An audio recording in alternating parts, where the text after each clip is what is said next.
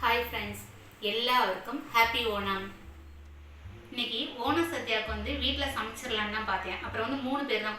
Quantity கொஞ்சம் கொஞ்சம் தான் செய்வோமா, அதனால என்ன பண்ணால் சரி இன்னைக்கு வேண்டாம், அதை ஸ்கிப் பண்ணிவிட்டு கடையில் ஆர்டர் பண்ணி வாங்கிடலாம் அப்படின்னு சொல்லிட்டு இன்னைக்கு நாங்கள் கடையிலேருந்தே வாங்கிட்டு வந்தோம். 2 சாப்பாடு வாங்கிட்டு வந்துருக்கோம்.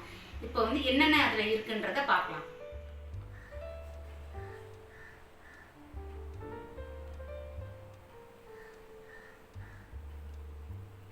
ஃபஸ்ட்டு நம்ம இடையில எப்போயுமே சாப்பாடு பரிமாறும்போது வைக்க வேண்டியது உப்பு, வாழைப்பழம். அதில் என்னென்ன டிஷ்ஷு கொடுத்துருந்தாங்கன்றதை இப்போ பார்த்துடலாம். ஏத்தக்காய் சிப்ஸு, இது இந்த சக்கரவர்த்தி, எதுவும் ஏத்தப்பழத்தில் செய்கிறது தான்.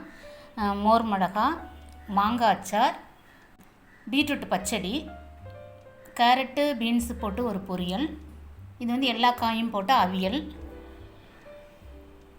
புளி இஞ்சி, இது நார்த்தங்காய் வச்சுட்டு ஒரு டிஷ்ஷு, இது காய் கூட்டு, காய் அப்புறம் அந்த காராமணியெல்லாம் போட்ட கூட்டு, இது கொத்தவரங்காய் பொரியல் ஒன்று, பூசணிக்காய் போட்டு ஓலன், பைனாப்பிள் பச்சடி, பப்படம்,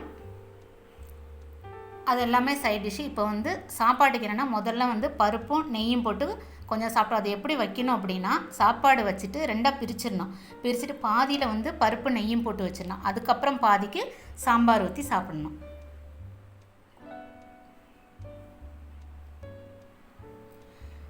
ஸ்வீட்டுக்கு வந்துட்டோம் அப்படின்னு சொன்னால், இது ஜவ்வரிசி பாயாசம், இது அடப்பிரதமன், இது எரிசேரி ரசம், இது மோர்.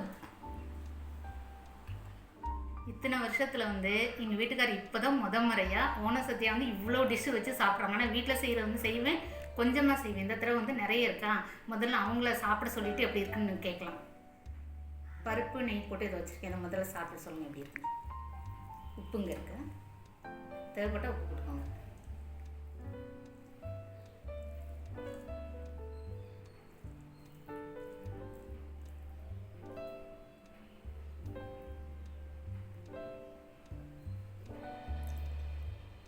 இது பருப்பு நெய், இது பைனாப்பிள் பச்சடி. எல்லா டிஷ்ஷையுமே ஆனால் டேஸ்ட் பார்க்கணும்.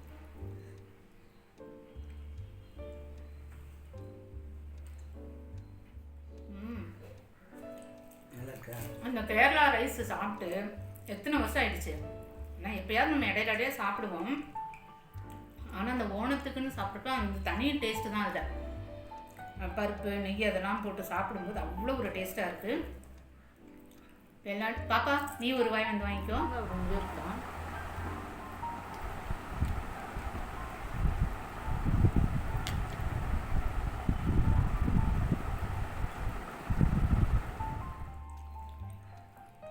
அது எல்லா காயும் போட்ட கூட்டு.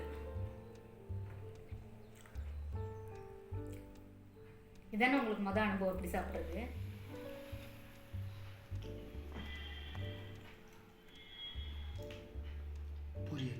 இப்போ நீங்கள் சாப்பிட்டதுல உங்களுக்கு எந்த டிஷ்ஷு ரொம்ப பிடிச்சிருக்கு? எல்லாமே நல்லா தான் இருக்குது. அதில் இந்த ஸ்வீட் மாதிரி இருக்குது. சக்கரவர்த்தி இது ஸ்வீட் மாதிரி இருக்குது, நல்லா இருக்குது. அப்புறம் இந்த கூட்டு காய் அவியல் நல்லா இருக்குது. எல்லாமே டேஸ்ட்டாக இருக்குது. இது பெஸ்ட்டாக இருக்குது. இந்த சாப்பாடு நம்ம எங்கே வாங்கினோம் அப்படின்னா, கேரளா மெஸ்ஸில் தாங்க ஆர்டர் பண்ணியிருந்தோம். 2 நாளைக்கு முன்னாடியே நாங்கள் அதை சொல்லிட்டோம். இன்றைக்கி வாங்கிக்கோங்கன்னு சொல்லியிருந்தாங்க. இன்றைக்கி போயிட்டு நாங்கள் வாங்கிட்டு வந்துட்டோம். எல்லாருமே ஹாப்பியாக ஓணத்தை கொண்டாடுங்க. நாங்களும் ரொம்ப சந்தோஷமாக கொண்டாடுறோம். உங்கள் சப்போர்ட்டை எப்போயுமே எங்களுக்கு கொடுங்க. தஸ்னேவிஸ் கிச்சனுக்கு சப்ஸ்கிரைப் பண்ணுங்கள், ஷேர் பண்ணுங்கள், லைக் பண்ணுங்கள். உங்கள் சப்போர்ட்டை எப்போவுமே எங்களுக்கு கொடுத்துட்ருங்க.